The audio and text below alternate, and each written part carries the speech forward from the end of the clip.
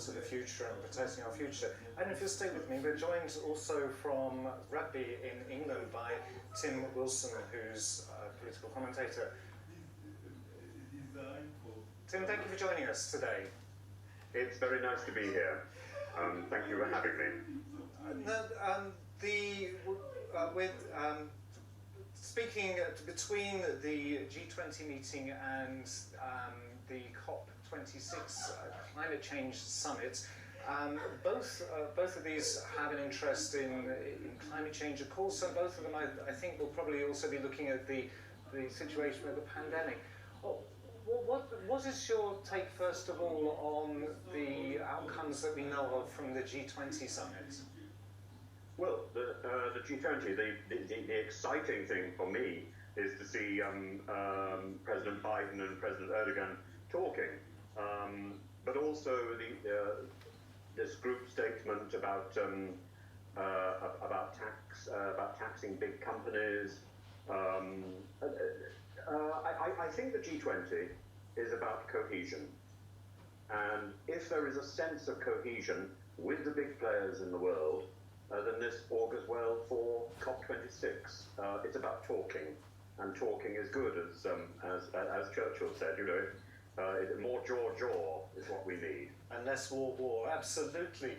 Oh well, particularly when we think of the French-British situation, which is a little blip, really. But you know, what we need is more talking, and we need people who perhaps are not seen to be getting on with each other, to be talking to each other. This is the wonderful thing about President Erdogan and President Biden talking to each other. You know, we didn't expect this conversation. Now it's happened. This is very positive. It's positive for the world. It's positive for our future. You know, as you were just saying a few minutes ago, we're protecting the future, and the future will only be protected if people talk. Absolutely, and we've seen some recent tensions, particularly between France and the Australian, American, British agreement, as well as this last week between France and the British fisheries industry. And this has been because perhaps of miscommunications and people playing to their local agendas. Yes. So as you say, having face-to-face meetings is wonderful that the G20 meeting actually happened this year, and again in the coming week that the leaders from around the world will be meeting.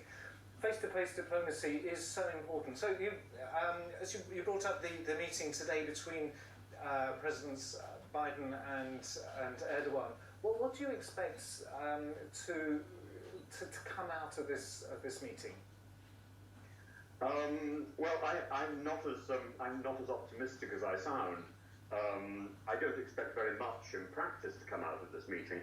What I would like to see is a relationship being reformatted. I would like to see further conversations. I hope that the Turkish president will now go on to COP26. There are rumours that because he's had his meeting with Biden, he may not go on to COP26. I think it's essential for him to be seen to be networking. This is as much about optics as about the result of negotiations. You know this. It's so important to leave the door open and to see these conversations happening. And because these conversations haven't been happening so much in recent years, I think this is one reason why we're having these flare-ups of nonsense with submarines or with fish. And even not moving forward on the issues like the US Turkey disagreement with the S-400s and the F-35s, which NATO has said is basically said is a non-argument, because there is no problem with the S-400s, as Turkey has no desire to integrate it into the NATO system.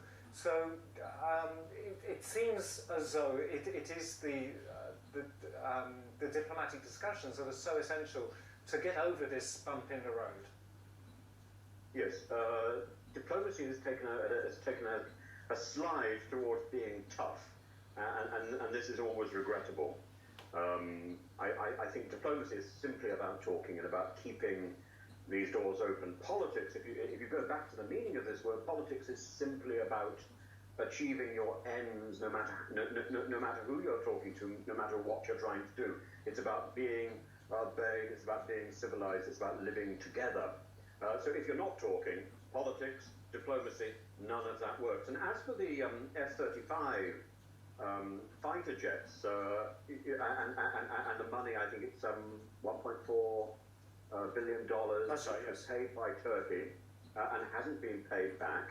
You know, maybe it now will be paid back because America is making noises and saying, well, it was never sold in the first place. So maybe that's positive, but I don't think it's about getting the money back. I think it's about restoring the relationship. And actually, I think America is missing an important trick here, because one of the gripes that America has got is that because Turkey bought weapons from Russia, America has said that this means that Russia has access to NATO technology. Well, Russia has always had access to NATO technology. That's called spying, and it's been going on for many years. Was extremely effective during the Cold War and continues to be effective. So the fact that Turkey has linked NATO technology and Russian technology is not necessarily, I think, a bad thing. I think it could be a good thing. Turkey has managed to forge a relationship with President Putin and with Russia, and this is something that America should be using. America should see the advantage in this rather than the disadvantage. Turkey remains an important NATO ally. Tim, there is also another disconnect here that people maybe aren't aware of. That the way that we're talking about this, it's like Turkey is the first regional country to purchase anything from Russia.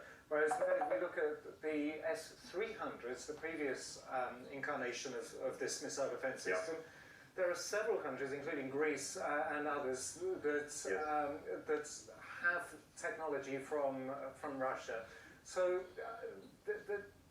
in a sense, Turkey's been singled out over this and is being treated very harshly by the Americans. Yes. I think part of this is because Turkey is such a big country and plays such a major role. I mean, if you go back to 1943, when Turkey entered the Second World War, and then the Truman Doctrine, and then the role that Turkey played as a buffer against the Russian Empire during the Cold War, NATO has always considered Turkey to be a major player. I don't think NATO has always given Turkey as much credit as it should have done. Now, maybe, we should be revising this. We should be seeing Turkey as the major player that it is. And in the world politics. We can see here these pictures from the press conference that President Erdogan and President Joe Biden held today. So with Sullivan and Çavuşoğlu there as foreign ministers, it looks to have been an amicable discussion. So we can maybe hope for, as you say, relationship building to have taken place today. I think the picture tells us a great deal. I think the Turkish president looks a little stiff, but the American president looks completely comfortable. That is positive because it's the American.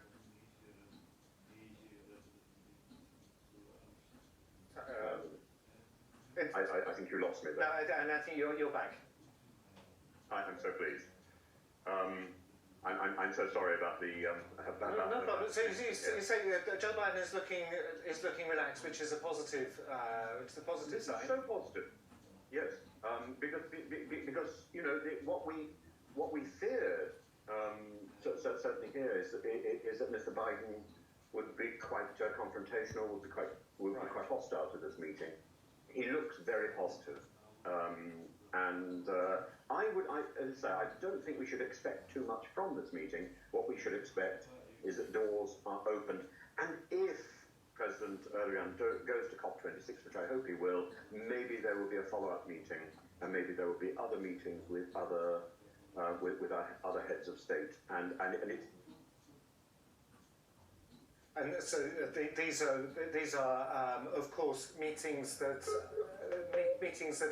are going on and developing relationships. Timur Sand, thank you so much for joining us here today on A News. So Thank you so much for having me. Thank you. So we can see from the pictures, as Tim Wilson's just pointed out to us, the dynamics between the two leaders seem to be on an even keel. So this seems to provide us with hope. It's correct, and I would say when US President Biden and Turkish President Recep Tayyip Erdogan, before the meeting, when they were giving pictures to press, I think one American journalist asked Biden, quote, "Are you going to give F-16s to Turkey?" And Biden saying, "We are planning to have good meeting," reply to that. I think this is kind of also kind of breaking ice for the relationship, if you will. So that's why this meeting is going to give some signs for Turkish and United States relations going back to its track or not. So I think it's going back to track. That's my kind of idea right now. But after all those issues, it's not gonna fix the entire issues. But step by step, I think relationship will go back to its track.